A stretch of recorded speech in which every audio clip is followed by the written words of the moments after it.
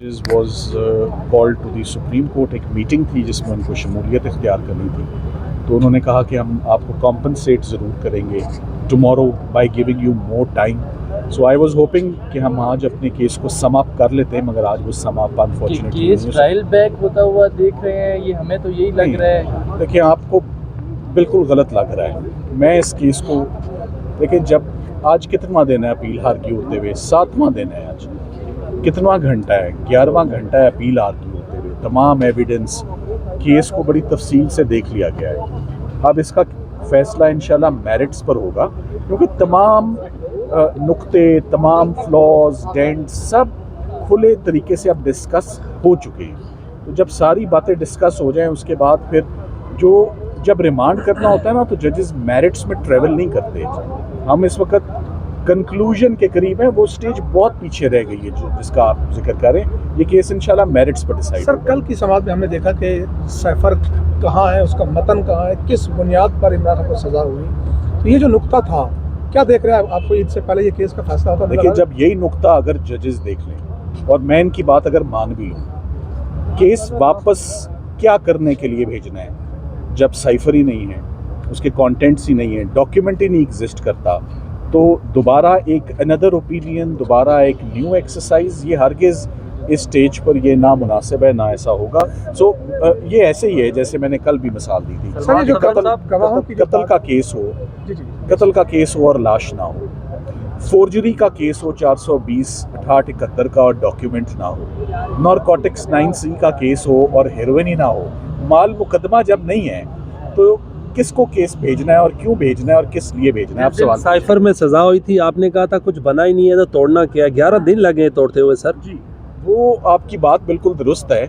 वो इसलिए है कि अगर कोई हमें एक दिन मिल जाता और रमज़ान का एस्पेक्ट ना आता, और मैं तो शाम तक, रात तक, आपको मालूम है हमसे ट्रायल करवाया गया रात 11 बजे तक, रात 12 बजे तक। सो हमें जिस दिन 2-3 घंटे मिल जाएं इकट्ठे अनइंटरप्टेड, हमें मिलता है घंटा, सवा घंटा, वो भी रमज़ान की वजह से मिलता है 2:45 बजे। जजेस उस वक्त एग्जॉस्ट भी होते हैं, and I sympathize and I also appreciate के लेट आवर्स में केस सुना जाता है। मगर किसी एक फ़्लो में कोई 2-3 दिन आप दे दें इन केसेस को, तो मेरा ख्याल है कि ये कोई घंटों के केस नहीं है, ये मिनटों के केसेस हैं। सर, के प्रोसिक्यूटर साहब थे रिजवान अब्बासी साहब, उनके जूनियर्स एसोसिएट ने वो की थी, जिरा की थी, वो किधर चले गए इस केस में? लेकिन मुझे नहीं मालूम वो रिजवान अब्बासी साहब के एसोसिएट थे या नहीं थे, मैं उस पर कमेंट नहीं करूँगा। चलो उसको छोड़ दें उस बात को, बिकॉज यंग लॉयर्स हैं, I wish them well, career है उनका, मेहनत करें, ये प्रोफेशन उनके लिए बड़ा मार्जिन है, बड़ा रूम है।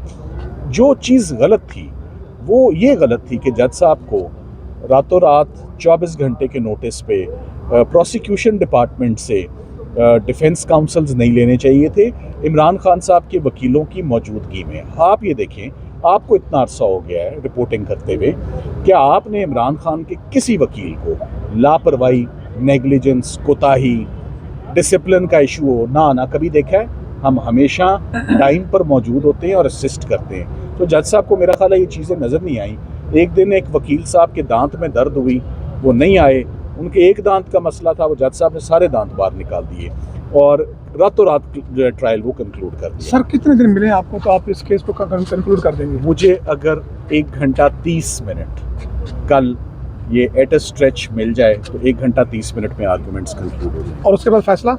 Of course. सर, आपको चीफ जस्टिस साहब ने कहा था कि प्रोसीडिंग के दौरान मीडिया पे बात नहीं किया करते हैं, तो आप ये मुझसे रोके आप सवाल, हाँ, ऐसे सवाल देखिए, ऐसी बात जो मामला सब जुडिस है, उस पर मैं बात अब नहीं करूँगा, वो कमिटमेंट अंदर देकर आया हूँ।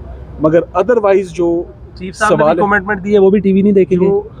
ये देखिए ना, मैंने भी उनको ये बात बोली थी कि अगर हमने इंटरव्यू नहीं देना तो आपने इंटरव्यू देखना भी नहीं है।